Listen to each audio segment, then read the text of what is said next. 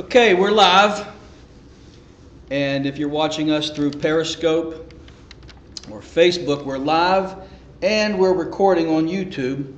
But I think we can go live on YouTube as well, but that's too much live for me. Well, we're going to have a little time this morning. I don't know how long I'm going to be.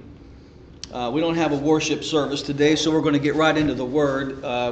Bad weather, limited, and people, volunteers. So, I'm being facetious here. The Apostle Paul said, all have forsaken me. And sometimes you find yourself alone. Sometimes you find yourself, you and God, but it's you and us. So we're going to have a little intimate time here. We're going to still teach. I got a lot of things to say. And I don't know exactly what direction that we're going to go today. So I'm going to go ahead and jump into this. We're ending a long year. And everybody's always gearing up for the new year. And so trying to figure out for myself how to navigate my year in 2018, and we all do this. We're going to try to do things different. Ending this year, looking at over and figuring out all the bad that we've done, the mistakes that we've made, and we're trying and hoping that next year is going to be better than the year before. And it doesn't always work out that way, but we don't know. One of my pet peeves, and you knew that I was going to hit on this, one of my pet peeves is that either today or next week, because next week's going to be the first Sunday of the year. So it's either going to be this week, which is the end of the year, or next week, which is the beginning of the year. But you're going to hear a lot of preachers on TV tell you that this is going to be your year. And that God is going to do all these great things for you this year. And I got duped by that, years ago. And the people here at the church knows this, because every year I hit on this. Because I don't want you to make the mistakes that I've made or get lied to like I've been lied to. And that is, I begin to see this pattern every year. And I'm not going to name their names. You know who they are. This is your year. This is the year that God is going to do the miraculous. This is the year that all the promises that you've been wanting, all the promises you've been asking God for, this is the year that God is going to do that. And people are in desperate places. This is what I don't think preachers understand when they're on TV and even behind the pulpit. We don't understand. People are in bad places. People are hurting. People are really, and the picture that comes to my mind is a drowning man gasping for air and trying his hardest to stay on top of the water, but he's in a sinking mode. And then these guys, these slick willies, come along on TV and tell you this is your year, and we grab this because we're looking for hope. We're hoping. And then guess what happens? The hell that you were in, you're in for another year. I don't have bad news today, and I have good news. God's in control. But I can't tell you this is going to be your year. And I know you want to hear that. But let me tell you my story. So I went through a bad season of my life more than once, but recently, 2010. And I was watching TV, and it was the beginning of 2011, and these guys were doing this. This is your year. God's going to turn this thing around. God's going to make your day. God's going to make your year. And it got worse. 2011 was as bad as 2010. And it got worse. So I forged ahead, 2011. So the end of 2011, beginning of 2012, the same people are saying it again on TV. From Joyce Meyer, John Hagee, Joseph Prince, Joel Osteen, they're all saying, Rod Parsley, they're all saying, this is your year. Sow that first fruits this year. Sow that first fruits, and God will be everything you need him to be. And all the thing that you're looking for and dreaming for is dreaming and looking for you. Work the word, and the word works. All these sayings.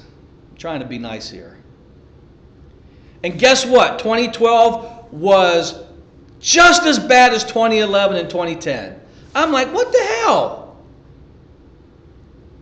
So I forged through 2012, like many of you did.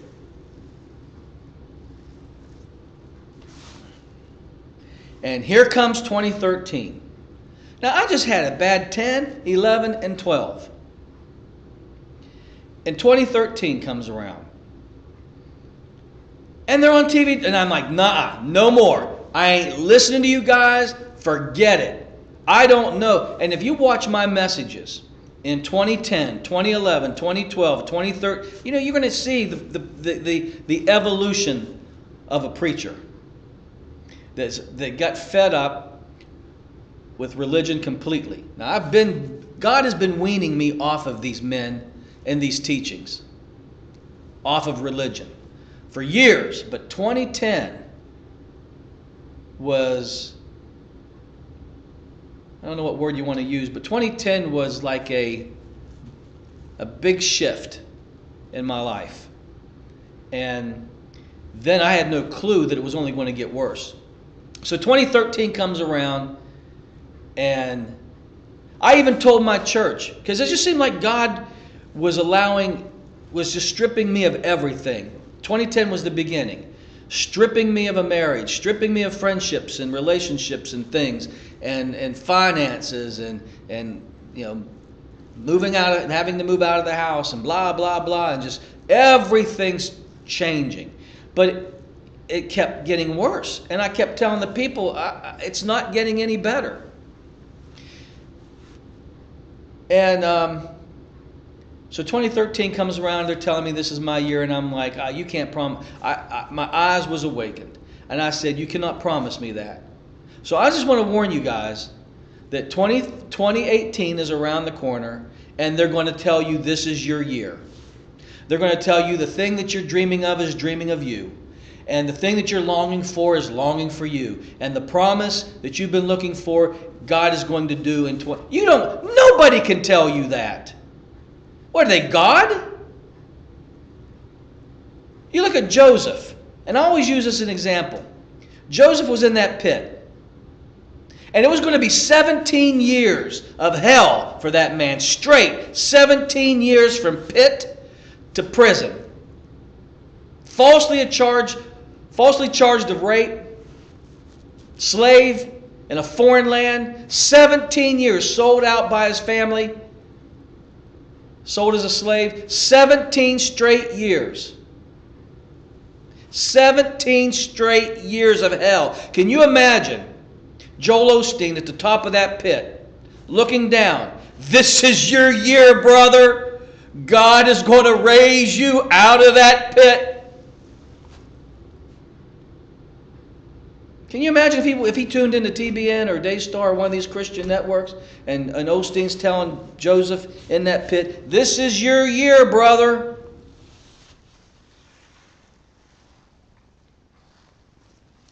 See, no one's going to talk straight to you like this, because I don't know why. Do they think that it's bad? Well, Joseph didn't know how long he was going to be in that state of slavery. But it was 17 years. I did a message.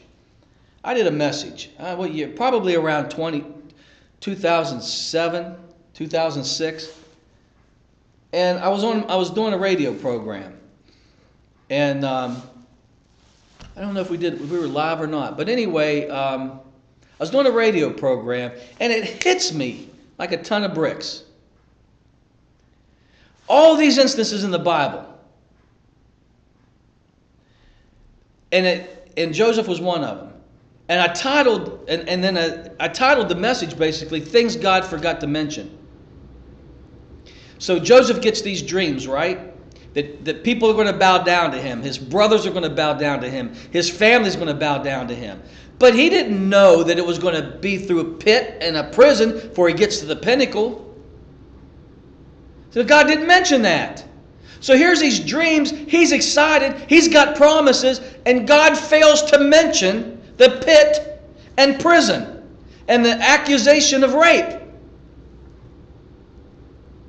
I'm like, if I was Joseph, I would have said, God, that would have been nice if you would have mentioned that to me. And then I went to David. David's 18 years old, and he's anointed king by Samuel the prophet. And he's thinking, great, this is awesome. But God forgot to mention that he would be a fugitive on the run from Saul, who's trying to kill him, and he's going to have to live in caves and be on the run for 18 years. Things God forgot to mention. Abraham, you're going to have a kid. All right. But God failed to mention that it was going to take him 25 years to do it. So I can't tell you today, this is your year. God has timing. God has seasons.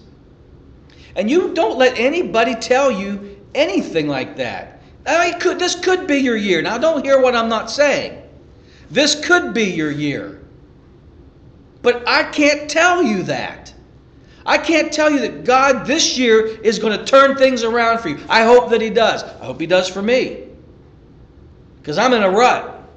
No preacher's going to tell you that they're in a rut. See, because they want you to think they're on the pedestal you put your preachers on, they want to stay on that pedestal. And they want the accolades. They want you to think that they're great. Well, what did Paul say? I'm chiefest of sinners, and I'm weak. He said, I will boast in my weakness. I'm nothing.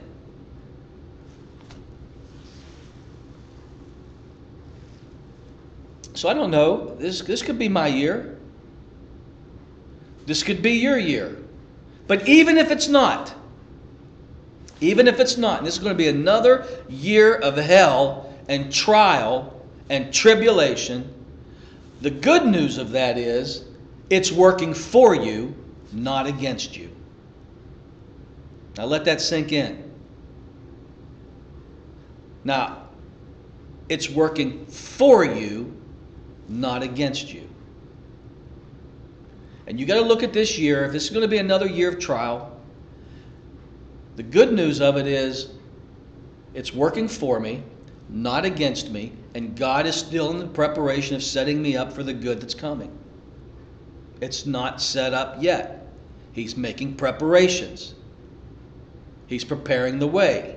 He's moving. He's weaving. He's shifting things, getting things ready. And it may be another year of waiting. I don't know that. I mean, when I came out of the, God gave me promises after everything that happened in 2010, and God gave me some promises, 2 major promises. I thought for sure within that year I was going to get them.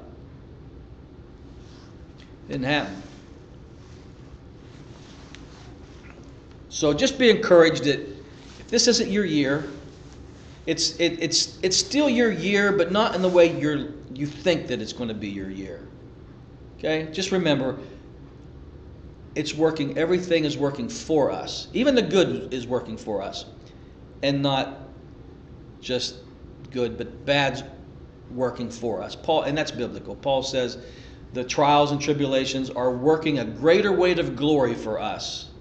Without a great trial, there are no great testimonies. The bigger the trial, the bigger the testimony. Because God does not waste his tribulations and trials. They're working for us. Something that we can't comprehend or understand, and that's where faith and trust comes in. Now, I didn't plan to get into all that. I really didn't. It's not even on my notes. It just occurred to me when I said that this is the last Sunday of the year. And so I want to share some thoughts. And there are several different directions that I can go. And I'm going to take my time because I'm the only one here because we've got bad weather and everybody canceled on me. And I was the only one that showed up. And, well, there's a few that was going to show up. I said, don't worry about it. No, don't. I'll just do something live here from the church. So I'm by myself today. We're going to take our time because no one's wanting to get out of here to go eat lunch because that's just nobody here. So just going to be me and you, and I'm going to take my time. I don't know how long, but I really want to ground you in something today to end the year and then begin a new year. So we may go part 2 if I feel like I'm going too long. So if you got your Bibles, and you ought to have your Bibles by now, we're going to really look at some scriptures. Now stay with me. I'm going to develop. Look, I want to encourage you, but if you don't see this stuff in the Word, and I want to teach you and encourage you, but if you don't see this stuff in the Word for yourself, for some reason you'll be easily talked out of this. Because you'll either forget it, or by seeing it in the Word and you underlining it possibly, then when someone comes along and says something different from what you saw in the Word, you're not going to be moved by that. So let me sidebar that with this.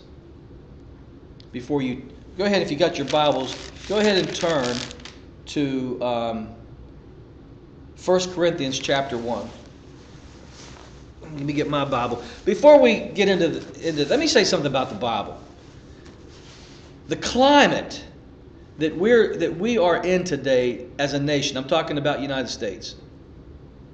The climate we're in, we hear this term fake news and lies being told about people, or half-truths, or something that has been dug up 40 years ago in a person's life. We are in a mess today as a nation. And hopefully not individually and individual churches. We are not going to take our cues from the media. But I'm only talking about what is happening. And the media seems to always be able, through music, entertainment, news, and politics, lead the way for the rest of us. And that not ought to be. So the climate today is things like fake news, half-truths, false accusations. You don't know what's true anymore. You hear this commentator say this, you hear that commentator say that. But you know it's the same way in the church. What you're going to hear me say today, you're not going to hear on TV. In fact, you'll hear the opposite of it. And because you are a seeker of truth, and because you want to know God, this is about your life. I'm not here for myself, although this message is for me. But what we're talking about here every Sunday morning and what I do, it's about your life. God called you. God chose you. And we want to know everything there is about God, because the more I know about God, the more I know about my life. Because God has called my life. God's created me. So if the least I know about God is going to be the least I know about what's going on in my life and what to believe. Now, with all these fake news going on, you're going to have fake gospel on TV. I'll just continue that fake thing. And that brings me to this point. And again, this is my introduction. It's not my message, but I need to say this. And that is, what I'm going to use the term Bible submission. Bible submission. What is Bible submission? Bible submission is that is your only rule of authority. Bible submission is your only rule for authority in your life, truth. That you do not move, you don't navigate off this word. It's the final authority. Now, Christians play with the Bible. Preachers play with the Bible. And I know every preacher today is going to say they're preaching the truth. And I think I don't know. I'd say that most of them really believe what they're preaching is true. But sadly, a lot of them really aren't teachers. They're motivators. They're encouragers. They're not theologians. And that's the gift. The fivefold ministry: prophet, evangelist, pastor, teacher, apostle, prophet, evangelist, pastor, teacher. Fivefold ministry. And one of those gifts is the theologian. The one who's able to get into this word and rightly divide it, and that's the teacher. So one out of the five gifts is the theologian. It's able to discern. So most of these people on TV do not have the gift of teaching. And that's why most of you are tossed to and fro by every wind of doctrine. That's why I said, and you haven't heard me say this in years, but around 2006, 7, 8, we talked about the domitol. That's the Greek for the fivefold ministry. And that you've got to find a teacher to sit yourself under. Not an evangelist. Why the hell would you want to sit under an evangelist? He can't ground you in the Word. Why would you want to sit under a prophet? All he's going to do is tell you what God's saying today, but the teacher's got to come and divide that Word and give it to you. And I'm not negating an evangelist. I'm not negating a prophet. They're all needed. But to be grounded in the life of God, to be grounded is to have a teacher to rightly divide this word, and you having the mentality of Bible submission. And that is, I do not think anything this Bible doesn't tell me to think, or what the Spirit is saying to me, which the Bible will always confirm. And Christians want to play around with the Word. Do you know Thomas Jefferson went through the Bible and he literally cut out passages he didn't like?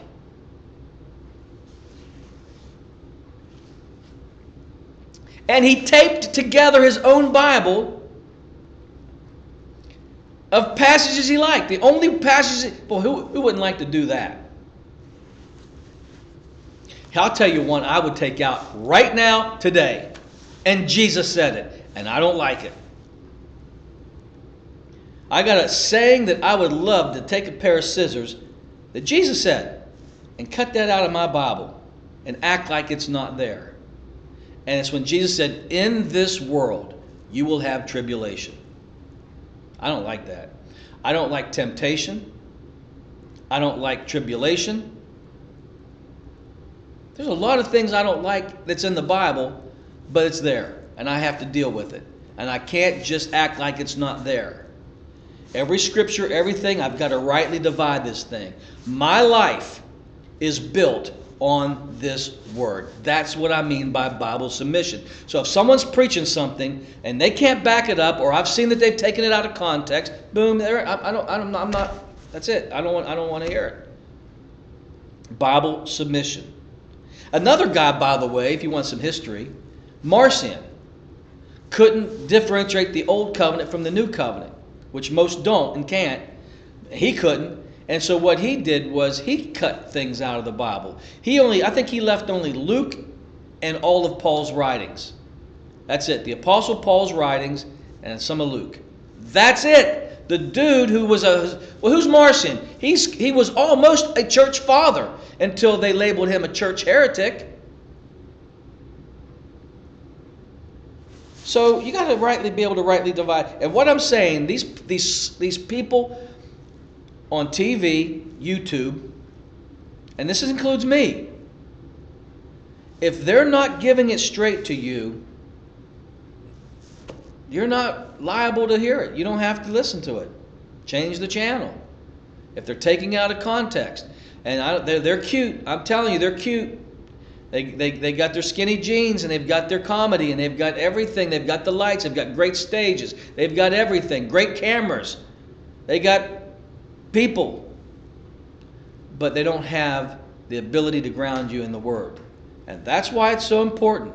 And that's why Paul said, you have many fathers, or you don't have many fathers, saying, I'm your spiritual father. You got to find a guy who can be your spiritual father, not to tell you what to do, not to lord it over you, but someone that can open up this word and rightly divide it only because they have the gift to teach. And it's got to be a gift. I always try to tell my church, not this one, but just because someone's a school teacher does not make them a good Sunday school teacher. Do you hear what I just said? What makes you think that a school teacher or a professor of college would be a good Sunday school teacher? Or even a pastor, for that matter, to teach the Bible?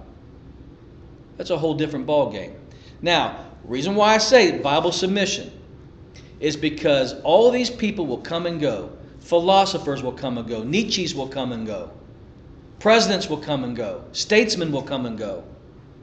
And they say all kinds of things, but the only thing that endures forever is the Word of God. If you don't have this as your final rule of authority, you're going to have chaos in your life. Build your life on this Word, okay? I say that because we're getting into the Word this morning, all right? Now, I want to share something Luther said, and then we're going to get into Corinthians. Trust me, I know everybody watching's at home, so you're not going nowhere. If you're up in this area, you're snowed in, so we got all the time in the world. And I'm going to take my time because this is a word for the year, and this is a message that you're going to want to come back and listen to again and again, because there's probably going to be about 5 different sermons in this message. So you're going to want to go back and take notes, and like you should anyway. I'm going to read some quotes from Martin Luther, because I'm going to set you up for something today. Now, listen to what he says. At the heart of Martin Luther's theology was the conviction that human beings are totally dependent on God's omnipotent grace to rescue us from the bondage of the will by creating and decisively fulfilling every inclination to believe and obey God. That there, when I had to look this quote up, because I'm like, I got to have that, or I was getting ready to write it all out because I heard somebody quote it. I'm like, wait, what? That's deep. There's a lot of theology there. So I thought I'll look the quote up, found it, printed it, as I did a couple other quotes. Let me read this again. At the heart of Martin Luther's theology was the conviction that human beings are totally dependent on God's totally dependent on God's omnipotent means power, all powerful, dependent on God's omnipotent grace to rescue us from the bondage of the will. How does he do that? How does he rescue? What do you mean by bondage of the will? Now, this three lines here. Omnipotent grace, what does that mean? Bondage of the will, what does that mean? And decisively fulfilling every inclination to believe and obey God, what does that mean? So let me break it down real quick for you, and then we're going to get into the scriptures to back it up and then end this thing. And you're not going to want to miss the ending, because it's going to prepare you for the new year.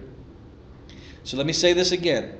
At the heart of Martin Luther's theology was the conviction that human beings are totally dependent on God's sovereign, powerful grace. Meaning this, let me just stop there. What does that mean? That means that unmerited favor is what grace, that's how you define grace. God's unmerited favor, and that man is solely, completely dependent on God's grace. Meaning there's nothing within man that he has, that he can possess, to change anything in his life or do anything that's spiritually successful. Okay? Now, Let me back up a second.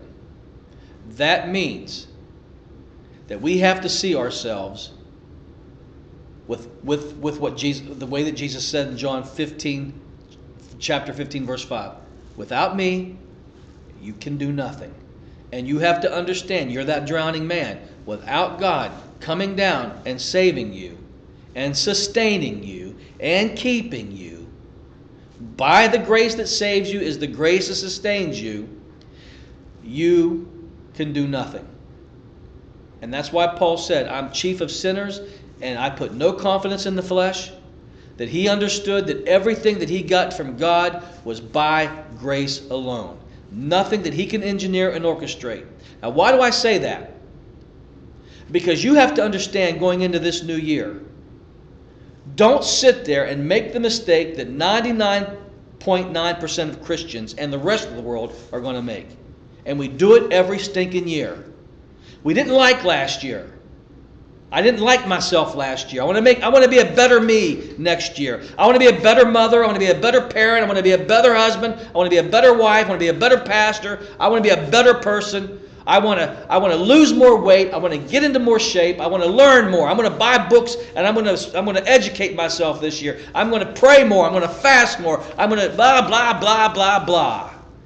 And we can't even get out the first month and we're back in the same rut we were in 2017. February comes around and nothing changed, nothing happened, and now we're miserable again.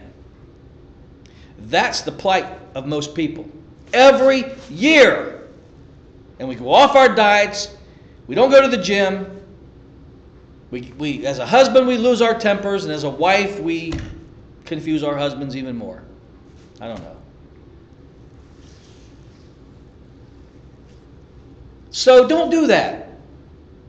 Do not even say the term New Year's resolutions. They're not biblically founded. Why do you want to be involved in something that's not biblical? That's why I was going back in the beginning. It's Bible submission. There is no such thing in the Bible about New Year's resolutions, because here's why. New Year's resolutions depend solely on your willpower and your creativity of what you can engineer and orchestrate and then try to implement, execute that whole year. And you don't and you can't do it, because without Him, you're nothing and can do nothing. We need His omnipotent grace. Watch, let me finish this statement. At the heart of Martin Luther's theology was the conviction that human beings are totally dependent on God's omnipotent grace. Now you know what grace is. To rescue us from the bondage of the will. What is the bondage of the will? In Romans chapter 8, it says the flesh is at enmity against God. That's your will. The flesh is your will. It means it can't serve God. It's not able to serve God. It's totally against God. God goes right. Your flesh wants to go left. Your will wants to go left because it's fleshly and carnal. You find about carnality in 1 Corinthians chapter 3. This is the very thing why Paul says walk in the Spirit and you won't fulfill the lust of the flesh. Your will is wrapped up in the flesh and you are in bondage to your will.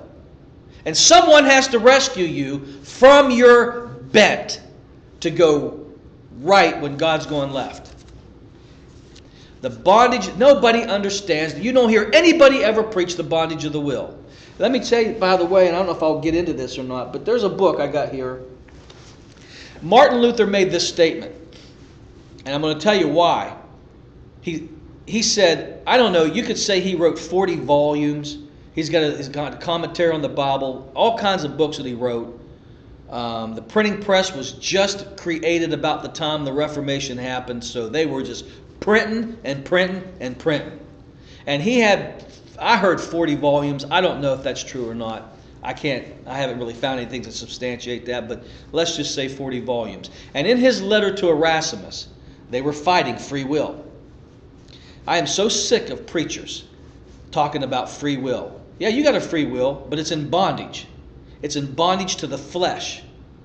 And if you don't understand grace, you will stay in the bondage that the flesh has It's the Adamic nature that puts us into this bondage. It's the fall of man that puts us into this bondage. And then God puts His life in us to deliver us from that bondage.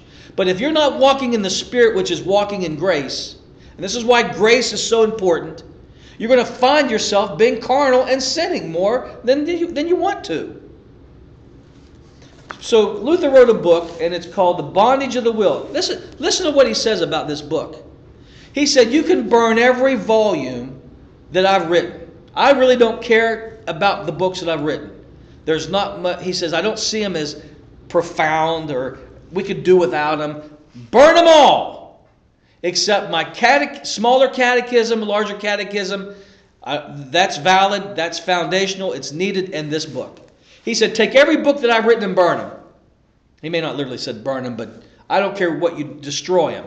He said, but the catechism, which was what he wrote for the church, to teach kids and to teach adults the fundamentals of Christianity, Orthodox Christianity. He said, keep that. Burn all my books, destroy them, except this one.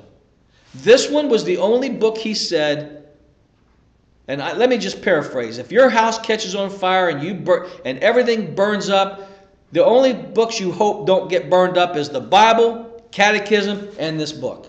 That's literally kind of what he said. Well, not literally. Figuratively. Right here. Bondage of the Will. And a lot of these quotes come from this book. So why would he say that about this book? Why would he say this about that book? Because Christians don't understand they do not have a free will. That will is in bondage. And the only way you break out of that bondage and your will gets set free is by grace. And that's God sustaining you, God changing you, God transforming you, God doing the work. Left to yourself, you'll always choose evil, even if it's a good evil. Remember, that tree is as good as much as it is evil that Adam ate off of, the tree of knowledge of good and evil. You can be doing a good thing that's evil in God's sight because He's not doing it. It's a dead religious work. So you understand. Now let me read this again. I'm telling you, there's a lot here. If I don't break it down, it'll just go right over your head, and I've wasted my time and yours. At the heart of Luther's theology was the conviction that human beings are totally dependent on God's grace to rescue us from the bondage of the will. How's He do it? This is where I'm getting at. By creating and decisively, meaning He's deciding. He's making the decisions. And that's another word I hate in the church. I chose. You just got to choose, brother. You make a choice for Jesus. You make a choice to be holy. You make a choice to obey. Again, we're back to the will. I can't make the choice. If He doesn't grace me, my choice will always be fleshly, selfish, greed, bad motives. I don't trust my choices. People don't see how corrupt the flesh is. The flesh didn't get saved. Your spirit got saved. You can't reform the flesh. Don't even try to reform the flesh. I'll pray more. I'll fast more. I'll read more of the Bible. Jeez, no, that's not working. It's grace. So how does God do this? How does He deliver me and rescue me from the bondage of my will? That's why Jesus, you can't use Him as an example because He wasn't fallen in His nature. But even in His unfallen nature, He said, not my will. You don't have to agree with me on this, but you have to agree with me on this aspect of it. Let's say you don't believe in the bondage of the will. Let's say that you think you have a free will to choose. God gave me that free will to choose. Well, why would you want to use it? Jesus, who had no sin, made this statement, Lord, not my will, but your will be done. So I'll let you have I don't believe in free will. I think it's in bondage. And that's why we need grace. But I'm going to give you your free will, and then I'm going to ask you, okay, you got your free will. You got it. You fought for it. I'm going to give it to you. Now you can't use it. Why would you want to use it? Jesus didn't use His will. He said, I only do what I see my Father doing. I only speak what I hear my Father say. So I'm going to let you have your free will. It's not biblical, but I'm going to let you have your free will. You're not in bondage. You're perfect. And you got a perfect will. Why would you want to use it? You're going to still come to a point in your life where you go, not my will, but your will be done.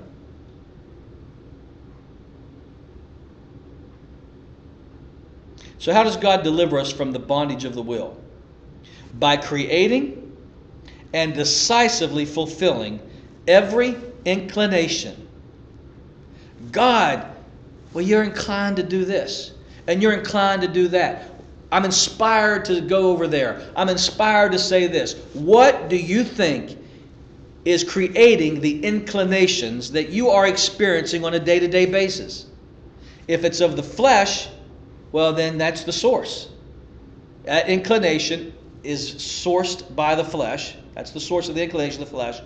Or the inclination has found its source in grace. He says, fulfilling every inclination to believe, and there's your faith, and to obey is God, not me. So I can't tell you choose to obey. I won't. If you want me to do this on I won't choose to do what's right. I won't choose. You know, we were having a conversation, me and a couple friends, talking about finding wallets. Not everybody, but everybody's found money somewhere. And I remember telling them, we had this conversation, and I was like 6, 7 years old in a A&P. That's an old grocery store. And I'm walking down this A&P, and I look down, there's a dollar bill. I snatch it up. I'm a kid, man. I snatch it up, stick it in my pocket, and I look down, there's another dollar bill. It's like someone was throwing breadcrumbs and leading me somewhere. I was picking these dollar bills up like breadcrumbs. I'm like, what? I mean, now I know what I'm going to do with this money. I'm only 7 years old. I'm going to Hills. What's Hills? That's a department store in my area back in the day. And I was going to go take that money, have my parents take me to Hills, and I'm going to buy me records because I loved music. Always loved music. Little 45s, going to buy me some 45s. See, I'm dating myself. A&P, Hills, and 45s. That makes me an old person to some people who have no clue what I'm talking about. So my parents don't know. I don't think they knew that I found that money. So we're in line, and this woman is crying. She goes, I lost my money. And I need food. I have to buy diapers, and I've got to buy formula, and I've lost this money. Did anybody bring this money? Did anybody find any money? Now, it's like 8 o'clock at night, and the place is pretty much empty. I remember that because we're like the only ones there, and I'm sitting there as a kid, and I got all this money in my pocket, and I'm like, and you know what?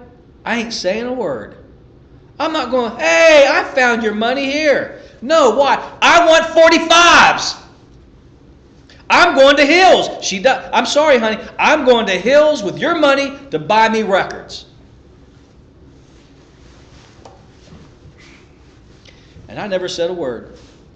That's the bondage of the will. My will for those records were greater than my will to be a good Samaritan.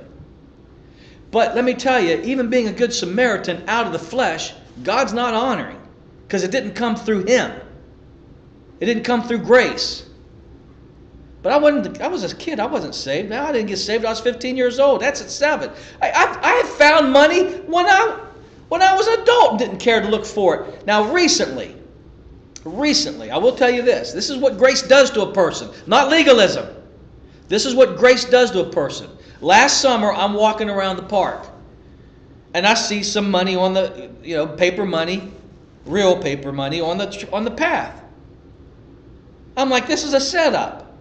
And I'm looking around, someone put that, there's no way no one's going to lose that money on the trail. I mean, it's around, this trail goes around the park, it's asphalt. I mean, there's kids around, adults around, picnicking, people are around, I'm like, this is a setup. If I bend down and pick this money up, someone's going to, I just felt like it was a setup. But I picked the money up. It's money. So I picked the money up. And I'm walking. I didn't even really slow down. I just picked that money up. Now, I'm not going to tell you how much it is because it doesn't matter how much it is. It doesn't matter if it was $1 or a $20 bill. It doesn't matter.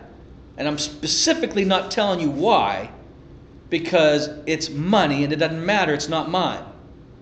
Whether it's a $1 bill, a $20 bill, and I'm going to tell you, it could have been a $50 bill. I'm not telling because it's not the point.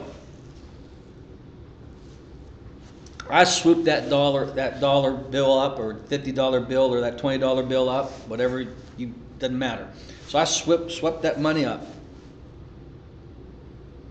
and I'm walking, and I get like 6, 7 steps, and grace, that's not yours. And I'm like, yep, you're right. Now, I'm 50-some years old, 53 years old at that time, and the 7-year-old in me wants to keep that money. Now that 7-year-old that took all that money at that A&P store wants to take this money now at 53 years old. I'm like, but it's not mine.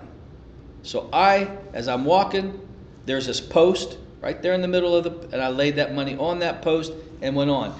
And you know what I don't know if it was the devil or my flesh. Both are bad. Something says to me, someone else is going to grab it.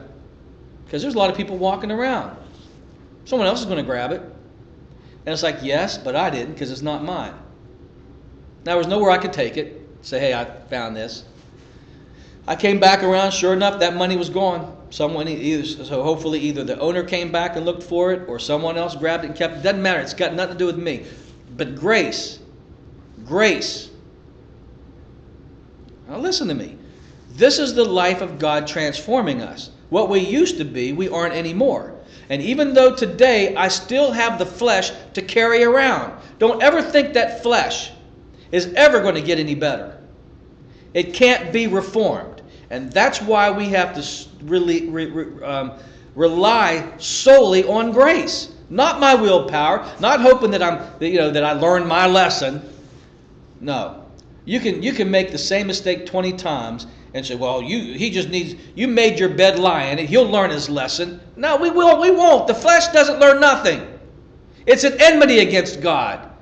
Either we believe the Bible, again, Bible submission, either we believe what that Bible says about us, apart from grace, or we get deceived and think we're all that. You know, the Apostle Paul said, watch when you think you stand, lest you fall. So, Luther says, God delivers us from the bondage of the will because it's all about the will. That 7-year-old wanted money just like the 53-year-old wanted money. Who's going to deliver me from this body of sin? That's Romans 7. Who's going to deliver me from the bondage of will? The grace of God. God, Jesus Christ, the person in me, will deliver me from these inclinations to sin. So what is God's responsibility? What does grace do in me? Grace, from what Luther says, gives me the ability to believe God. I don't have to muster up my own faith. I can't. My flesh cannot believe God. So I need another source. You got two sources to live your life by. The flesh or the spirit. Law or grace. And so I come to the place by Scripture and experience that my flesh cannot believe God. If God does not give me the ability to believe a promise, I can't believe it. I may believe it for a few days. I may believe it for a few weeks. But sooner or later, my faith is going to peter out. And I'm going to need some supernatural power, some supernatural faith to carry me to that promise. And that's what God does. Every inclination to believe and obey God. Even your obedience, you can't obey this Bible. Don't even try. You know what I tell people about the paradoxes? If you want to go up, you got to go down. You want to get, you got to give. But the paradox of that, see, those are formulas. You want to be chief? Then be a servant. That's a formula. And people use these paradoxes as formulas. And they don't realize it's not a formula, it's a paradox. What makes these sayings of Jesus not a formula, but a paradox?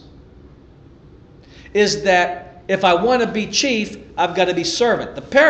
Now, if I leave it alone, in my carnal understanding, I think, to be on top, I got to go to the bottom first. And if God sees me go to the bottom, He'll put me to the top. I want to get. So if God sees me giving, then He'll give to me. That's formulas. And Jesus' teachings on that, like that, were not formulas. They're called a paradox, meaning they don't make any sense. A formula makes sense. 1 + 1 = 2. A, B, C, and whatever formula you can work with the alphabet or the numerical, whatever. These formulas always work out. But the teachings of God don't make sense. They don't make sense to us. So, what do? I'm trying to fix something here. So what do? They don't make sense to us. What makes these teachings not a formula but a paradox? This. To go up, I got to go down. But I go down without ever wanting to be on top. And I find myself on top, but I keep wanting to go down. I don't want to be on top. I'm going down. And God puts me on. The more I go down, the more He puts me on top. Give and get. The more I give, the more I get. But I don't want it, so I keep giving it away, and it keeps coming. But I never give to hoard. I get to give. And this cycle keeps going. And the more I give, the more He gives me. But I don't want it. And that keeps you from being greedy and materialistic and covetousness. That kills all that because I keep giving it away. And He keeps giving it back. I keep going down. I want to be servant. He keeps making me chief. I don't want chief. Problem is, people want chief and people want money. And that screws the paradox up and makes it a formula. So I say all that to say, you know what I tell people? You want to be righteous? Then don't try to be righteous. You're not going to hear that anywhere. Because it's a paradox. How do I become righteous? By not trying. Because it's a grace. Holiness is a grace. Well, brother, you got to be holy. No, I don't got to be nothing. I can't be holy. Grace makes me holy. And it ain't got nothing to do with my willpower, self-effort. My obedience is... What did Luther say? God is creating and decisively fulfilling every inclination for faith and for obedience. Nothing comes from me. Let me read on here. He says, it is the highest degree wholesome and necessary for a Christian to know whether or not his will has anything to do in matters pertaining to salvation. I chose Jesus. No, you didn't. Your will does not want Jesus. Your flesh does not want to serve God. How could you choose God when you are at enmity against God? You don't choose something that you're against. Romans 3 says, none seeks the Lord. No, not one. Your flesh cannot save itself. Some grace had to happen. Something that God did and you called grace caused you to choose Jesus. You didn't choose Jesus. And He even tells us that. You didn't choose me. I first chose you. You didn't love me. I first loved you. Now listen to what Luther says. It is in the highest degree wholesome and necessary for a Christian to know. In other words, it's imperative for you as a Christian to know this. Whether or not your will had anything to do in matters pertaining to salvation. Indeed, let me tell you that it is the hinge on which our discussion turns. For if I am ignorant of the nature, extent, and limits of what I can and must do with reference to God, I shall be equally ignorant and uncertain of the nature, extent, and limits of what God can and will do in me. Now, if I am ignorant of God's works and power, grace, I am ignorant of God Himself. And if I do not know God, I cannot worship, praise, and give thanks or serve Him. For I do not know how much I should attribute to myself and how much I attribute to myself or to God. Let me read that again. I cannot worship, praise, give thanks, or serve God, for I do not know how much I should attribute to myself and how much to God. Remember I told you last week, If God gets all the glory, he has to do all the work. And Luther says, if I don't understand that God does it all, I'll never know how much to attribute to him or to myself if I am ignorant of this theology. Because if I attribute anything to me, then I want some credit. I need some credit. And when I get credit, I get puffed up and arrogant. If I get no credit, that keeps me humble and totally leaning on grace alone. And it takes years and years. You can get this theology in your head and heart, but you're going to see it worked out in life. Because you're going to come to the place you realize you are nothing. If God isn't speaking and God isn't doing it, we live a miserable existence. And we're no different from the heathen. I'm going to say something. I'm going to give you a fresh... I wasn't going to do this. Last night I got a revelation in bed. I can't sleep last night. I'm tossing, turning. I'm just laying there. You know how I tell you about my sleep. And I'm laying there and boom, I get this revelation. It's huge. It's huge. I may share it. Let me finish this Luther. Luther would add, the failure to see the gravity of our sin and the depth of our corruption and the bondage of our will, if unchecked, will become an assault on the freedom and sovereign and the glory of God's grace in salvation, and therefore an assault of the very gospel itself. In 1528, Luther put it like this: I condemn and reject as nothing but error all doctrines which exalt our will, which exalt our free will. He says, I condemn and I reject all sermons. He says doctrines. Doctrines are sermons. I condemn and reject all preachers. See, I don't think you're getting the gravity of this. He said, burn all my books, but not this bondage of the will. Because everything hinges. Your salvation, your sanctification, your glorification, your whole walk with God, your whole existence in life hinges on understanding this free will business. Because if you think there's a little bit of good in you, you'll rely on it. Remember Abraham, oh, if I might have Ishmael before me. Oh, if you just let me do a little bit, God. You do your part, but let me do my part. That way I can glory in my part. That way I can brag on me and boast.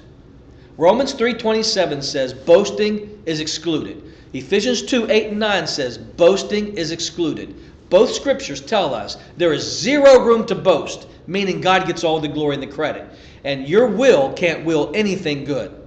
It's in bondage to sin. It's in bondage to the flesh. Listen to what he says here. And I'm adding to Luther because I want you to get the gravity of this.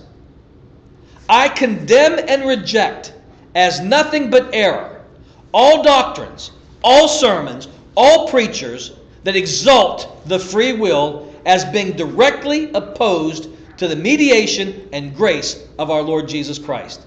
What Luther says he is free will, concerning free will, I think he means decisive self-determination in acts of faith and obedience. Wow. And by the way, if you want this first page, email me. And I will email you this first page. If you really want to know this stuff. But you got to email me. GregLilley@gmail.com. Email me and I will email you this first page. Because this stuff is weighty and must be meditated on to get the full riches of it.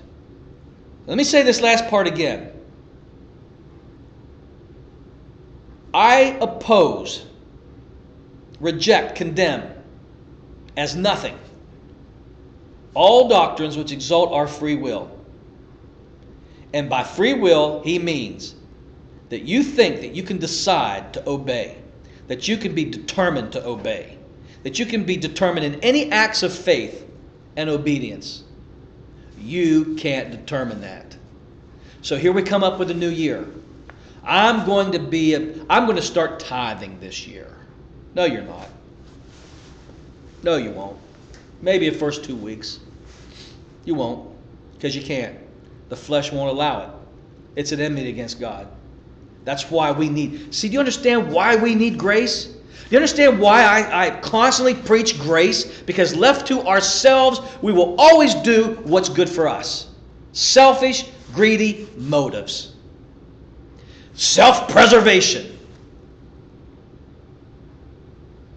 I need to preach on self-preservation. Look at our advertisements. Invest in gold. Why? Because you're going to preserve yourself if the money goes out. Buy the survival food. Why? Because if you go 2-3 weeks, everything now is about self-preservation, self-preservation, self-preservation. The people who want to hoard food, Christians who want to hoard food, what are you going to do with your neighbors who are pounding on the door wanting some of that food? You have to give it away. How can you not give it away and be a Christian? Jesus laid his life, his literal life for people. You can't lay down some oatmeal for somebody? Yeah, but it won't be enough. Hey, if you die, then I die. I love you enough that we're going to all die together. There is no self-preservation in the kingdom of God. What are we preserving? Our life? Well, Jesus told me if I preserve my life, I'm going to lose it. I got to give. I got to spend my life. This is about sacrifice. And only grace can do that. I ain't preserving nothing. I'm not, I'm tired of, I was brought up with these faith preachers. Well, I wasn't brought up, but I got for about a little bit of period of time, faith preaching, prosperity, message, all that junk. And it got to the point where I realized, well, if I have a bank account, I'm going to have to give it away. Store up, store up. Jesus said, well, the birds don't store up and God takes care of them. What do you think? Why does everybody think they got to have a bank account? God has never allowed me to have a bank account. And every time, you guys remember this demon truck I had. It kept breaking down. I had $1,800 saved in the bank. And that truck wiped it out. All $1,800 wiped it out. Every time I get a little bit of heads, God is not into making us rich. There's too many scriptures. And again, please, Lord, let me preach on money someday. And the first thing when I preach on money is God does not want us to have any desire to be rich. There's too many scriptures about wanting the desire to be rich. And the real legitimate rich you want to have a desire for, if you want to be, is I only want to be rich. Why? So I can give it away. Not to upgrade my house, not to upgrade my vehicle, not to upgrade my wife. I'll email this to you if you want it. Greg Lilley, Greglilley, my name, nothing, just straight name, @gmail, and I'll give this to you. Now, let me tell you what I was thinking last night. Here's this revelation. I'm not even going to get into the scriptures, except this one, Jeremiah 32. Anyway, I have all these scriptures, and all these scriptures prove that it's the grace of God that sustains us. The grace of God that sustains us. I tell you what, if you email me, I'll email you that and all these scriptures I have. Because I'm not going to have time to get into all this. But I do want to show you a few scriptures. I got to show you a few of them. Jeremiah. Well, let me just say, Philippians 1:6 says, God who began a good work will bring it to completion. God who began a good work. Who's doing the work in you? You? No. God. So, if God began the good work and brings it to completion, then what work what work should you be doing? What work should you be doing? Let me tell you about the New Year's resolutions in case I forget. Because it's all coming together. The problem with New Year's resolutions is that your will made them up. Remember I said, I'm going to tithe more this year. See, that's you making a decision. You made the decision. And you're going to use your willpower to execute that. All right, put that aside. I'm going to lose weight this year. That's you. Again, that's you. You came up with that. Do you understand? If you come up with it, you got to make it happen. But if God comes up with it, He makes it happen. This is why I hate resolutions, because I came up with them. Well, can I not come up with them and Him help me? No, Because man shall not live by bread alone, but by every word that proceeds out of the mouth of God. Talk to God about your weight loss. Hear Him, not the diet books. Not because you hate yourself because you look in the mirror. Hear Him. Say, God, talk to me about losing weight. Involve Him. And then what you hear Him say? What if God said, I'm not into weight loss for you this year? Again, God speaks on every issue, folks. I'm not being funny here. Because that's the big one with people. I'm going to watch what I eat. Oh, really? Yeah, you will for about a week. Then by March, you are back to normal. I'm not playing that. I've played that for 50-some years. Doesn't work. What I come up with, I have to make happen. And even if I had the strongest willpower in the world, I can't coerce and manipulate people to get in line so what I want comes about. You know as well as I do. If you say, I'm going to be a better person at work, I'm going to be more productive at work, but your productivity depends upon the guy working to you, your teammate at the job. You can be the best worker in the business, but if nobody else is carrying their weight, it ain't going to work, is it? So even if you have the willpower, it still depends on other people to fall into place for that thing to come about, for your way of living to happen. I'm going to be a better husband, but what if your kids decide to be more rebellious? 10 times worse than they were in 2017. It's going to be challenging to be a better husband, a better father, isn't it? Well, I'm going to be more compassionate and more understanding to my congregation this year. And then they all leave and forsake me. That compassion will go right out the window because now I'm going to be mad. I'm telling you, you cannot go into this new year with what you want to do. Because then you're going to have to make it happen, and I'm going to guarantee you failure. So what do we do? I'm coming into this new year, and I'm saying, Lord, not my will, because my will is in bondage. What are you doing in my life this year? What are you saying to me this year? And then you don't do this just at the beginning of the year. This is your mode of living all year long. Every day, Lord, what are you doing? Because the only grace I'm going to get is in what you're doing. You're not gracing me to do stuff you don't want me to do and to be a certain way you don't want me to be. You're not going to grace me. That's my flesh that's against you. And I know that I have flesh that's against you. I know that. So I need your grace to flow in what you're doing. I don't want to walk in and I can't even make that decision. That's what Luther's saying. I can't even decide on the side of grace unless He gives me that grace to decide.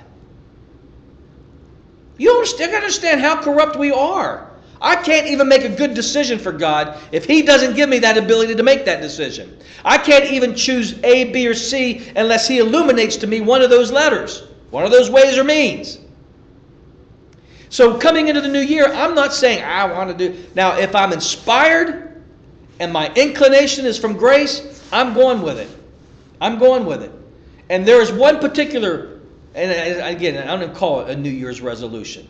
Back in December, I'm watching this documentary.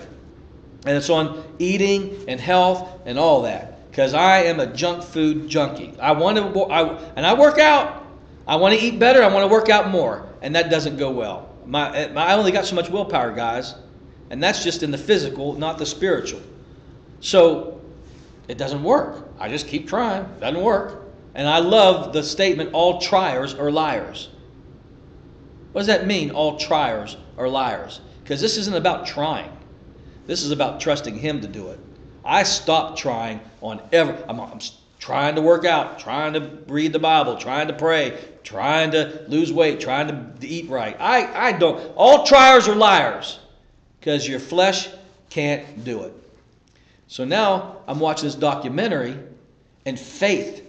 I can't. It's a documentary that I don't even want to watch. The title turned me off.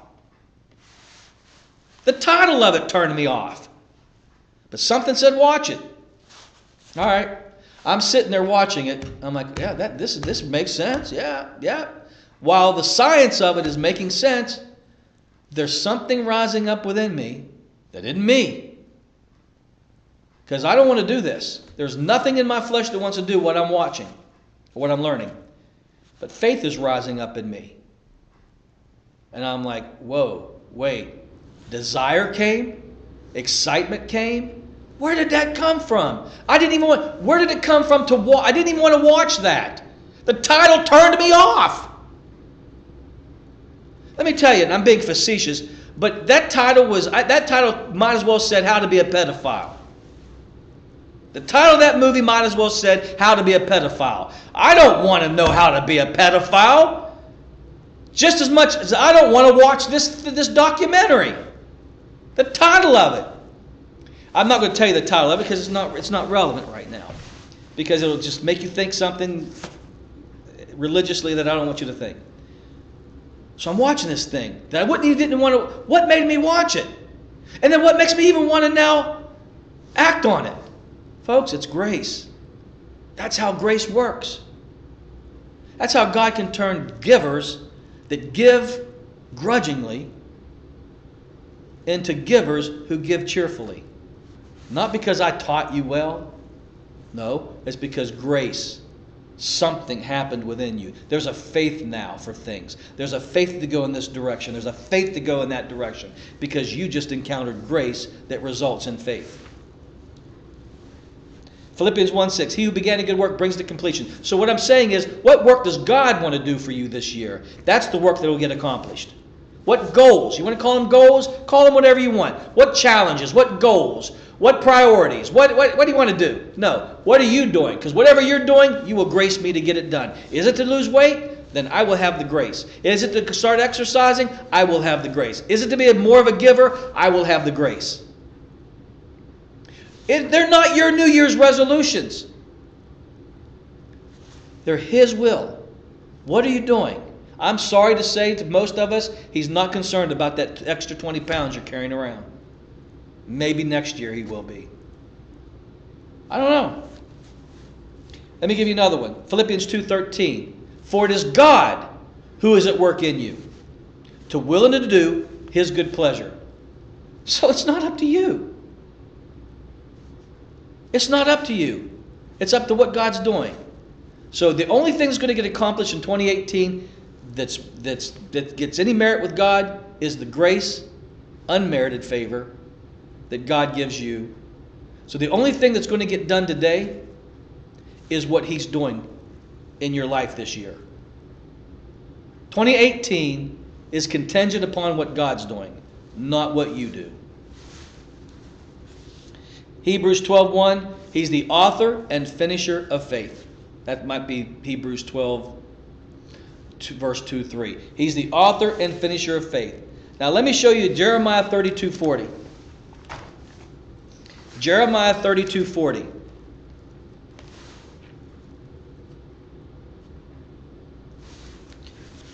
This is Jeremiah prophesying the new covenant.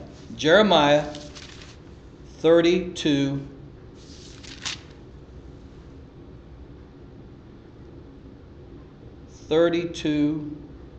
verse 40. And I'll give you a second to get there. Jeremiah 32:40. And I will make an everlasting covenant with them, that I will not turn away from doing them good, but I will put my fear, that's reverence, not that you're afraid of God, it's a reverence. I will put my fear, now this is what God's doing. I will make an everlasting covenant with them, and I will not turn away from doing them good, but I will put my fear in their hearts, so that they will not depart from me. What does that mean? He says, I will put my reverence. In other words, they will never what makes you keep coming to God?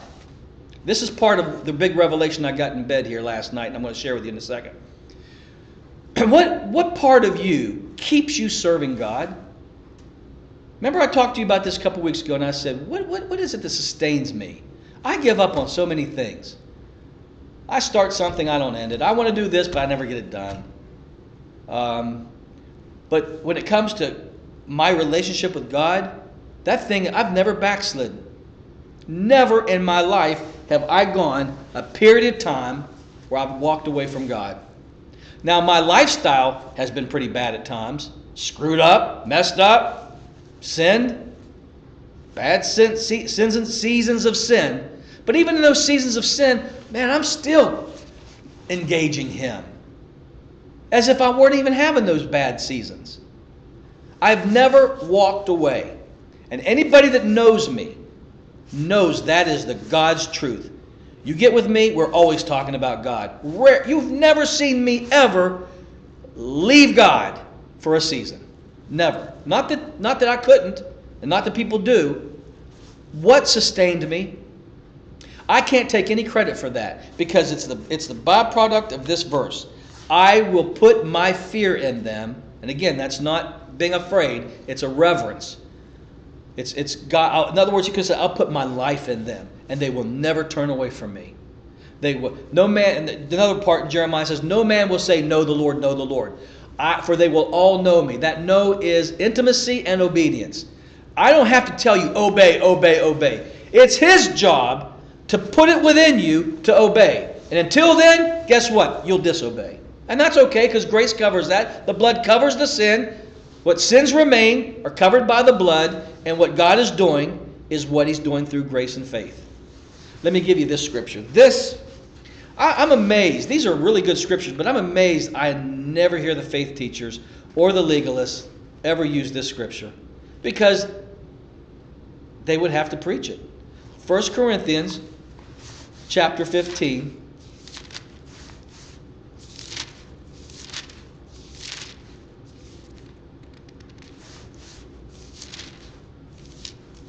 First Corinthians 15.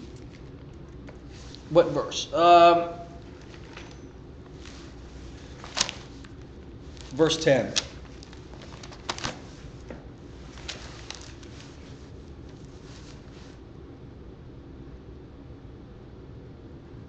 First Corinthians 15, verse 10. But by the grace of God, I am what I am. Wait a minute, Paul. Are you telling me that there's not a part of your life that you did?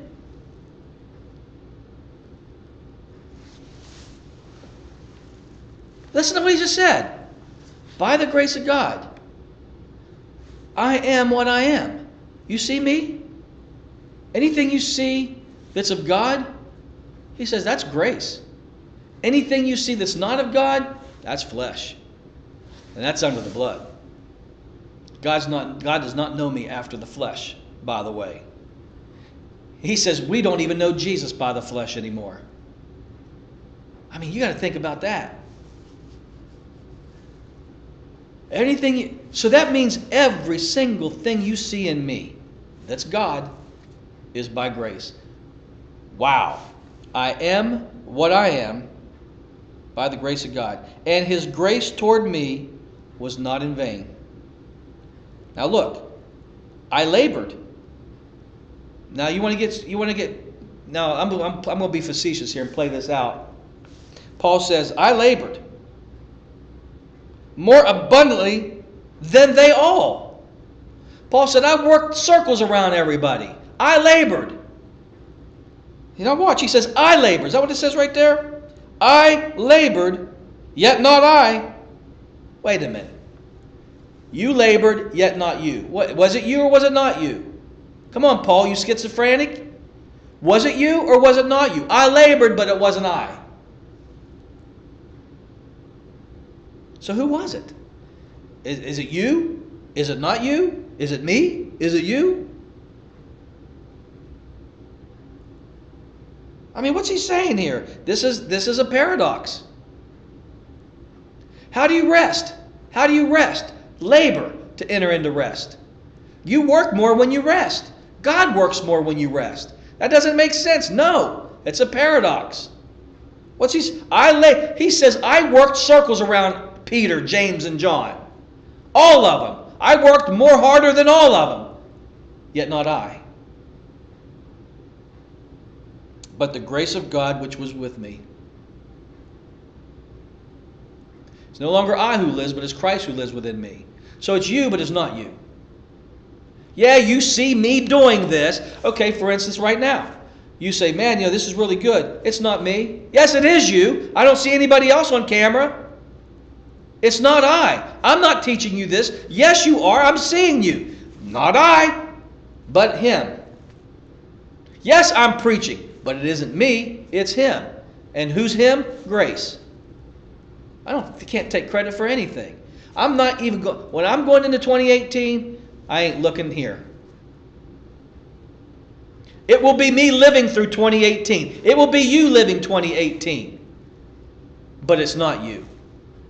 It will be grace. Are you grabbing this?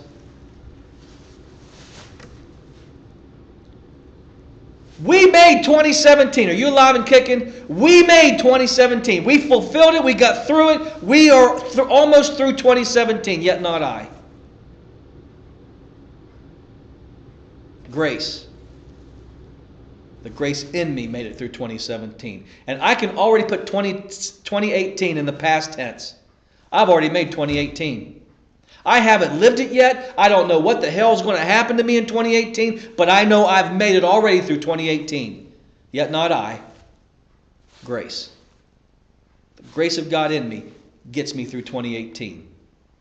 So this could be your year, and then again it may not be your year. But grace will get you through it like it got you through 2017. That make sense?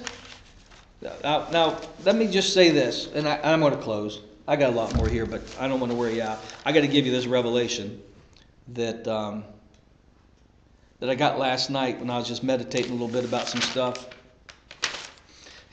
Crazy too, and you're going to have to listen to this because this isn't. This is.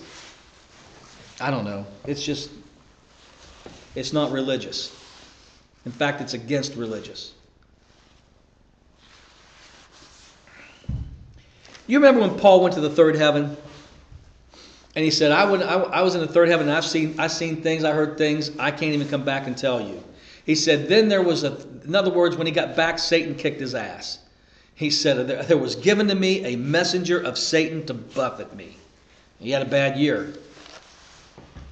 Peter had a bad year when Satan asked permission to sift him like wheat. So Paul comes back from the third heaven experience and he is in a trench warfare with the enemy. And he says, God, I prayed 3 times. Now, I've heard that Jesus was tempted 3 times and Paul prayed 3 times. And 3, when the Bible uses 3, it's actually numerous times. That's just the way that that culture would say. I did it 3 times, meaning I did it so many times I'm done trying. So whether you want to take that literal 3 or what, it doesn't matter. But here's Paul crying out, God, come on, deliver me, come on. What was God's answer to Paul in this trench warfare with the devil? I mean, you could put some flesh and blood on this. Paul went to the third heaven, and let's say it was the end of the year that he went to the third heaven. He could have came down going, oh my God, the stuff that I saw, the things that I heard, I saw His glory. Man, it's going to be a good year. I'm changing things. I'm going to start 28. I've been to the third heaven, and he comes down here, and he is getting beat into a pulp by the enemy. So much so, he cries out to God. He prays and he prays and he prays. He confesses Scripture. He's doing everything he knows to do. And he finally comes to the end of himself. And how does God answer him? My grace is sufficient for you. I could see most preachers today saying, that's all you got? Come on, give me something to do. Give me something to do. Give me something to believe. Give me something practical. Give me a formula. God says, I give you nothing but grace. That means you can't do anything, Paul. It's got to be all me. You don't believe that? Listen to what he says after that. This is in 2 Corinthians chapter 12. He says, whoa, wait, okay. He got a revelation of grace even more than what he already had. In that he said, I will glory in my weakness, so that his grace, his power, may be all the more evident and manifest in my life. Meaning this, I'm not going to try to be better. I'm going to own my weakness. Now, if I've bored you up to this point, you better hear what I'm going to say in the next 10 minutes. It's revolutionary. I'm telling you, when it comes to getting out of religion. And I've never said what I'm about to say. I have never taught it, never spoke it. This is the first for everybody. And we'll develop it down the road if necessary. So Paul gets this grace, grace, grace.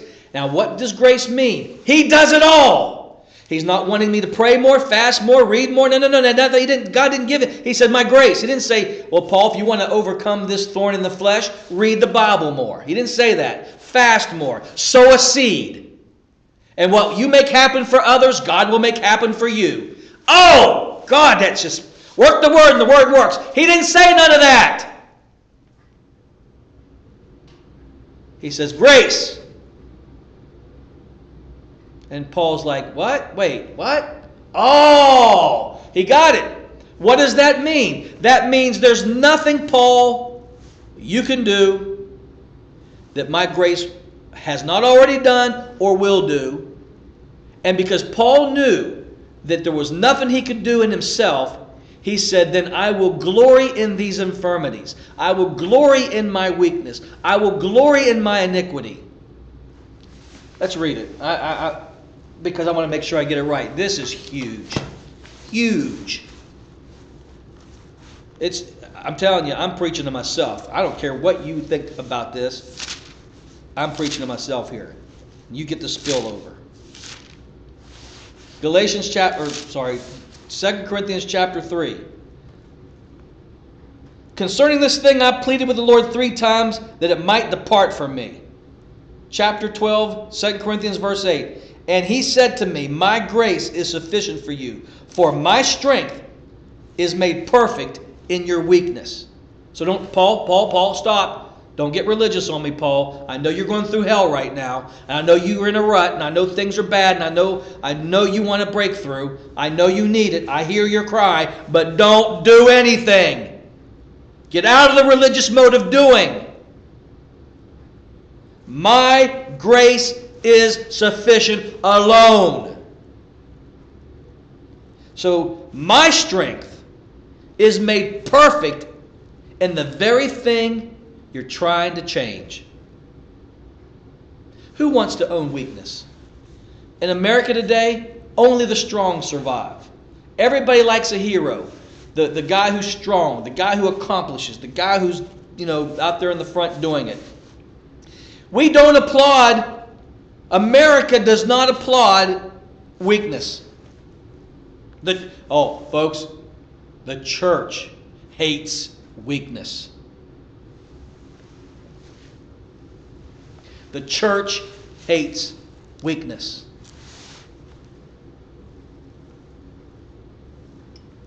Don't you come in this church with that sin. Don't you come in here living that kind of lifestyle. Oh, no homosexuals will ever step foot in this church.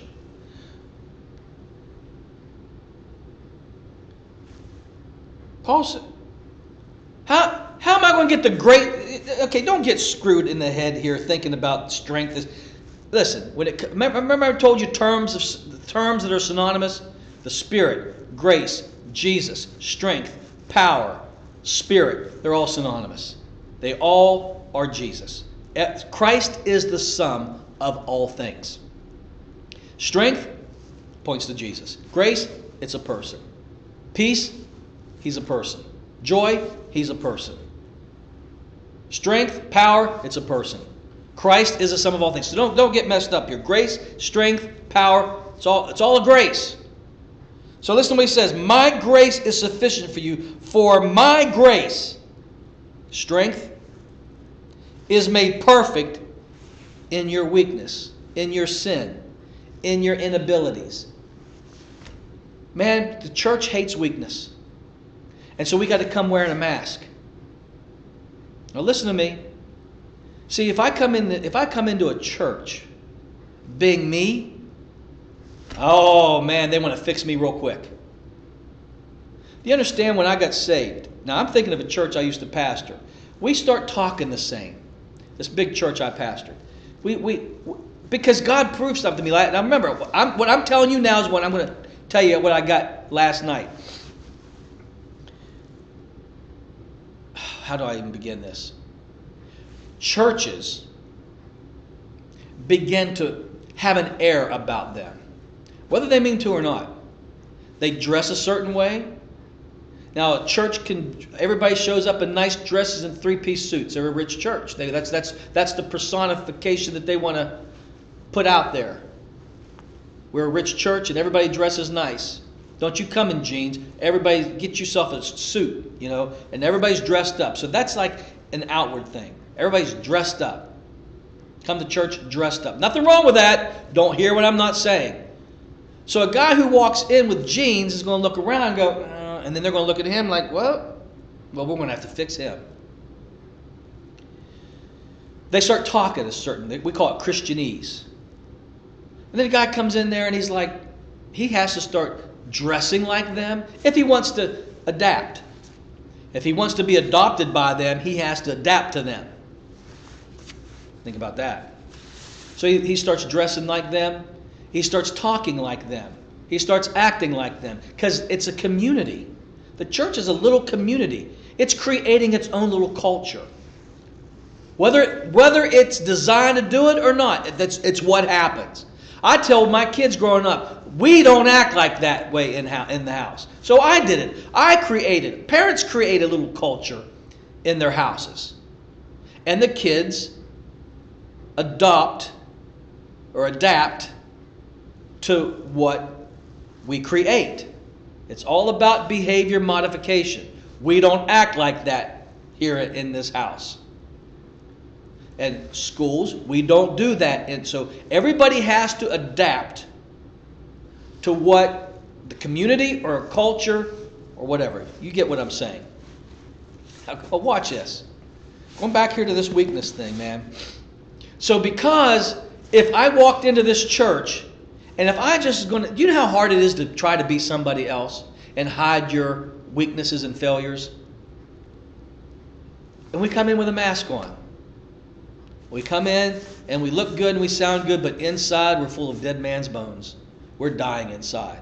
But no one will ever know it because we're too busy trying to be cookie-cutter Christians, being like each other. And if you get out of step in this culture of church, just get out of step and you'll get the evil eye. They'll look at you like, oh, what? You sin? You commit a moral failure? Oh boy, because it's a culture we're creating of holiness, righteousness, obedience, and lock in step. You don't get out of step. Don't be weak. We will not at all deal with weakness, and we'll tell you that you're strong. So quit being weak. Well, how can I quit? If and this is what the preachers are saying. I've seen them too many times. This is the message. That if you are weak, you're strong, brother, because the Bible says you're strong. So they don't want me to own my weakness. They want me to get strong real fast. This is what you got to watch with the new covenant, new creation, and the faith message. Just because I'm a new creation does not mean I'm walking it out completely yet. I still have weakness. But you don't want me to own my weakness. You want me to own the strength that God is. But He's not yet that in me. I still have weakness. Paul, listen to what he says. Therefore, most gladly, I boast. Boast? In my infirmities. The church does not want you boasting in your infirmities. They want you repenting over your infirmities, not boasting over them. He says, I'm going to boast in my infirmities that the power of Christ may rest upon me. The only way that I'm going to get grace to work is to be me. Not be like you. and not put a mask on and modify my behavior, that is not going to give me grace. I have to boast in my sin. Boast in your sin. Why would you think Paul said, I am chief of sinners? Well, he's boasting. He's boasting in that he's chief of sinners because he realizes that if he can boast in his weakness, that's when grace becomes alive in him. That he owns who he is. He takes the mask off, says this is who I am, and that's when we become real with us is when we get the real grace. Not a pseudo grace. Therefore, I take pleasure. Now he's going from boasting to take pleasure. Oh my God, Paul, is he backsliding? Are you hearing what he's saying? Therefore, I take pleasure in infirmities. I take pleasure in reproaches. Go ahead, lie about me. You don't understand. The worst that can happen to me is the most grace I can get. Why do you think it says where sin abounds, grace abounds all the more? Hey, the more sin, the more grace. The more reproach, the more grace. The more I own myself, the more grace. But the minute I try to be a hypocrite, how can God grace me if I'm playing the hypocrite? I'm denying the very grace that I need by lying about who I am. And even that has to be grace. But listen, therefore I take pleasure in infirmities, in reproaches. I take pleasure in needs. Oh, God, I hate needs. You don't understand. Why is there need? That makes me vulnerable. That makes me weak. It makes me dependable. Why is there? I told God, I had this conversation. If somebody comes to me and says, I want to be a preacher, I will try to talk them out of it. And because only the grace of God will call them into it. But I'll talk them out of it because I think the worst setup God could possibly have is to make the man not work and be totally dependent on the generosity of the people listening to the message. He says, because I've commanded that those who preach the gospel make their living from the gospel. 1 Corinthians chapter 9. So God's not into moonlighting. God's not into you getting a little business on the side. God's not into any of that. And I think, well, that's fine, except this is the worst thing could possibly. So the man has to make his living off of what the people want to give him. So if they don't want to give this week, he doesn't get paid this week. The hot water tank breaks and nobody gives, it comes out of his money. I said to people, what would you do if you went to work and your paycheck was half? And you go to the boss and say, hey, what's up? He goes, well, the hot water tank broke, the furnace went out, and the roof's leaking. We had to... How well will you do with that? So a preacher, the reason why God does this is so that the man knows grace and faith. I hate it, but it works. He knows what he's doing. It makes me rely completely on him and not people. On grace and not my tactics of coercing people to give, manipulating people to give. Because then again, that's their flesh giving, not grace. I have to let grace. Now I'm going somewhere with this. This is huge. He says, I will take pleasure in infirmities, reproaches, needs, persecutions, distresses. For Christ's sake, for when I am weak, then I am strong. The only way grace, when I am weak, grace is strong. When I am weak, grace shows up. God is not into us being independent of Him or self-sufficient. Paul said our sufficiency is of Him. Now, why am I saying all this? God, help me say this. I'm thinking of a particular person that I know very well. I know very well. Very well. And they used to be on fire for God. What we would call, there's your Christianese, on fire for God. And I don't think they backslid, but the church, the religious church, would call them a backslider. They didn't walk away from God, but they walked away from church, faith, obedience, all the things that they strove for. They are hanging what the church would, or either the church would call them backsliding or hanging by a thread. And so I'm thinking about this person. I'm thinking about what I'm reading to you here. And so I'm laying in bed, And it hits me. This is why I know it's a revelation, because it wasn't line upon line, although it will be when I teach it. But boom, I got it. I'm like, oh my God, wow.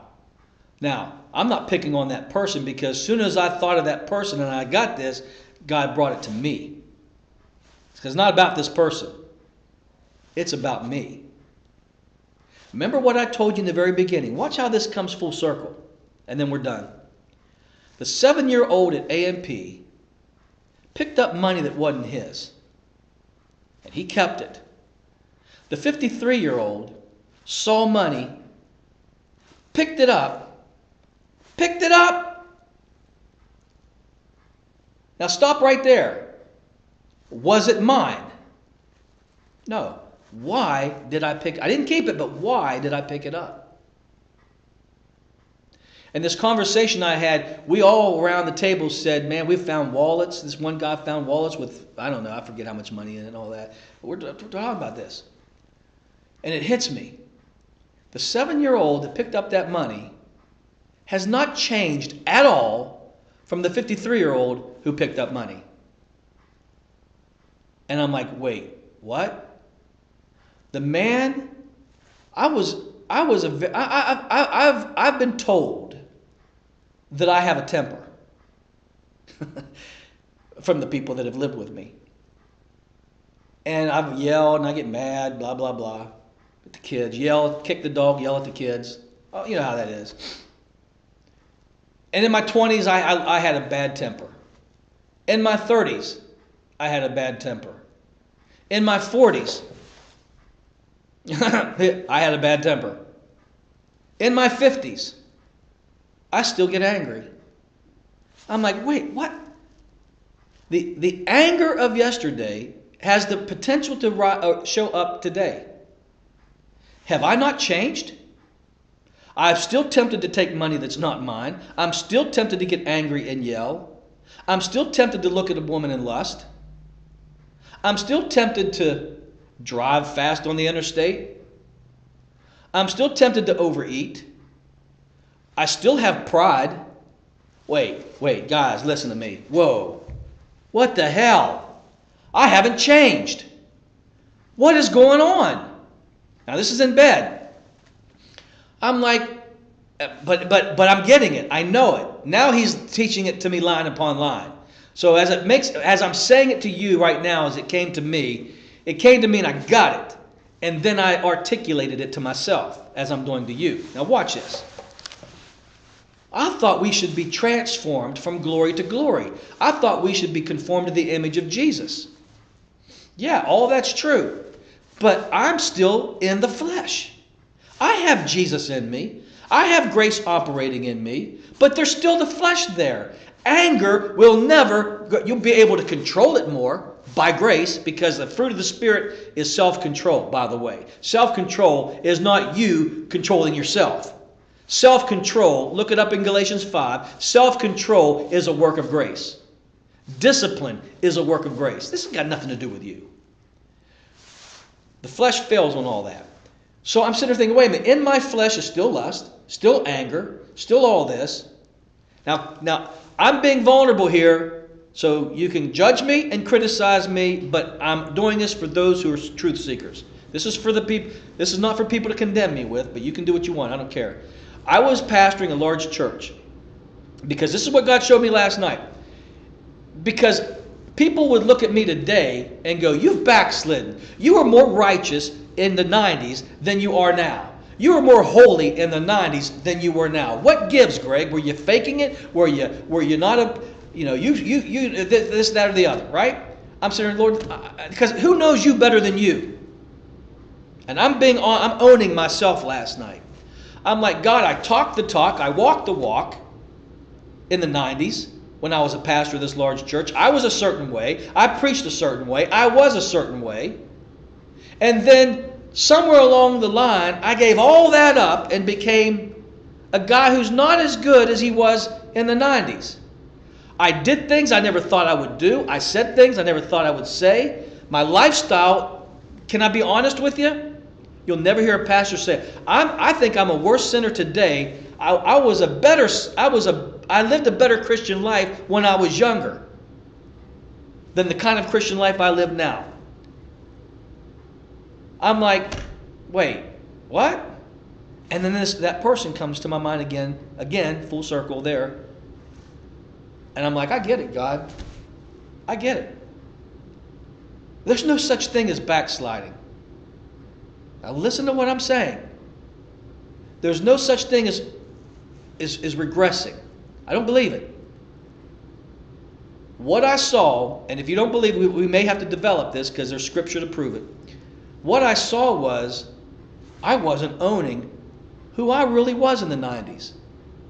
I walked into a big church as a pastor and put a mask on because God only knew if they knew who I was, they wouldn't want me to be pastor. So I adapted.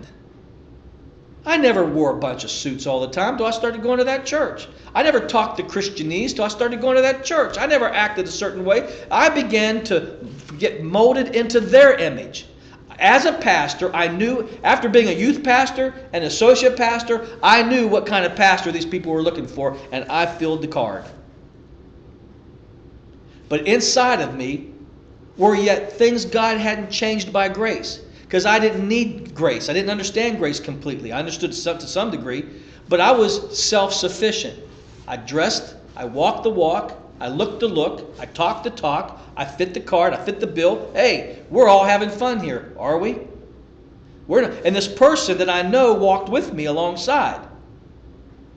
And come to find out, this person didn't backslide. I'm not becoming a worse person. I was never that person in the first place. Because the church creates a culture of masks.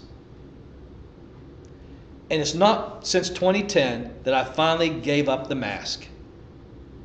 Looking at all the wreckage, all the crap that I've done, it's not that I backslid. It's not that I became a worse person. It's because grace wasn't hitting those areas. Willpower was showing off. I could walk, you can say things you don't believe. Not that I was being a hypocrite. I thought by working I could be changing. And I thought the change that I saw was God when all it was my behavior modification.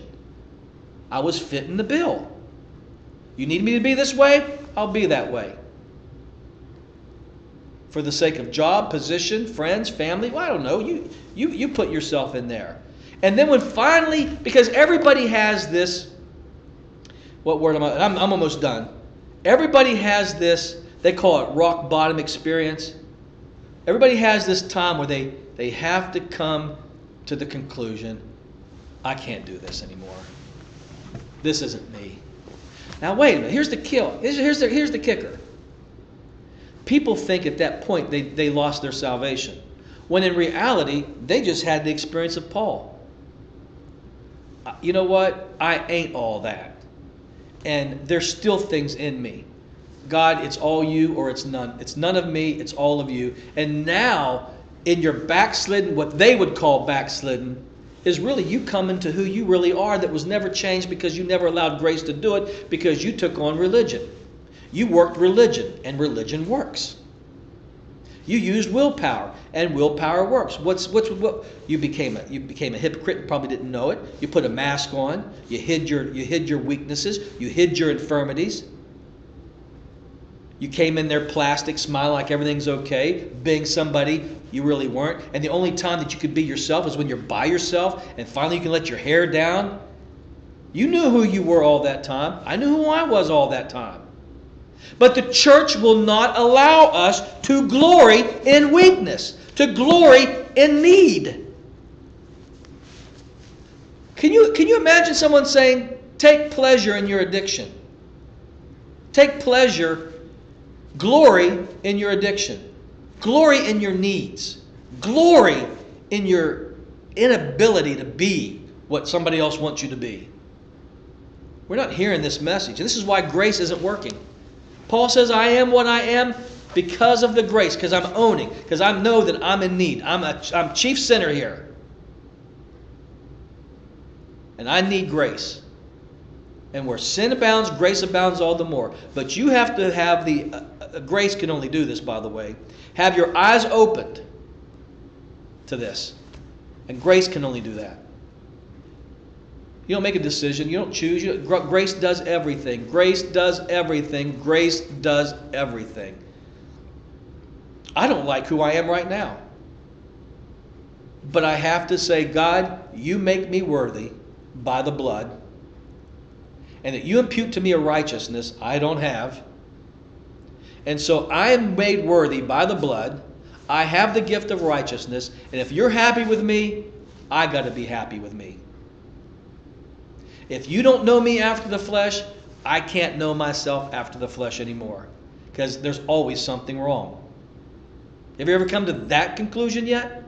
Every day I'm thinking, well, I missed it there. I sinned there. I did this wrong. I could be better here. I'm like, there's God. Every day there's always something wrong. So we're going to play this every day. This is like Groundhog Day. You ever seen Bill Murray Groundhog Day? Every day it's the same sins, same anger, same problem. We're going to keep doing this? Or do I have to start seeing myself as you see me and rely on nothing but grace? If there's going to be change, then grace has to do it. That's all there is to it. Grace has to do it. And I'm going to own my weakness, folks. In 2018, if there's going to be any change, He does it. What change I don't experience, that's because He's not doing it yet. And the blood covers it. And if you don't like me in 2018, that's okay. You don't got to like me. You don't got to put up with me. You can always walk away from me. But that's why Paul talks about forbearance. Why does Paul talk about forbearance? That's not what the church is doing. That's a new word for the church to learn in 2018. The word forbearance. That means we put up with each other's flesh. Because we don't know you after the flesh. We know you after the new man that you are. And I'm not looking at your sins. I'm looking at the new man. I'm looking at the grace. What grace is happening is what grace we're rejoicing and celebrating. And the sin that's there, grace covers that too, and grace will transform that. We got to be grace people. So if you know people, and maybe you're like that you're looking at your life, you're always gauging your spirituality by your lifestyle, by what you do or don't do, stop that. Own who you are. Be okay in your own skin. I'm not condoning sin. I'm simply saying I can't do nothing about it.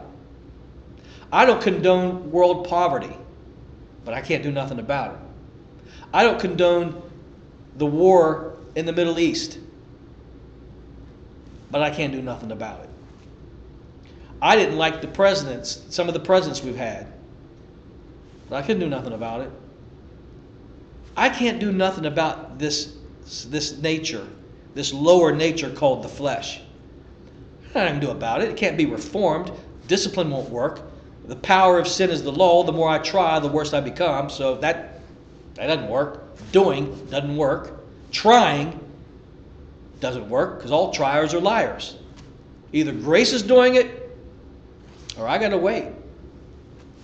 And the church doesn't like that, because the church hates sin, and the church hates weakness, and the church hates people that are sinful in weakness. They hate them. They don't want them around. Oh, they'll work with you, but then there's always that, he's never going to change. No, the flesh will never change. That's why we need grace.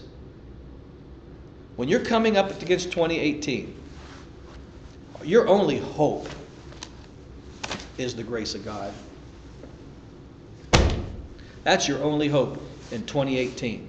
Now, while every church around here and every preacher on TV is telling you what you got to do in 2018, things you can do, you can fast more, you can pray more. Remember that guy, and you guys already know where I'm going to go with this. Remember that guy when we were renting that building in Clarksburg, and it was the first Sunday of the year, and they went long, and we had to go in that back room, that foyer or whatever, and wait till the church service got done, because we shared the same building. We had a later service, they had an earlier one. And we heard that guy say, this year we have to pray harder. That was his answer for the new year. Pray harder. Does that mean you got to grit your teeth harder? Squeeze your eyes harder? Maybe be louder in your prayer? How do you pray harder? Well, be more serious with prayer. Well, I can get serious in prayer, but I'm not going to get as serious as I would be if somebody died or I have cancer. So I guess the seriousness of prayer is going to be on how bad my life is. So the harder my life is, maybe the harder I pray. None of that makes sense. It's not about that. We got to read the Bible more. We got to work the Word, and the Word will work. No. It's grace. You can't do nothing. That makes us vulnerable, and people hate vulnerability.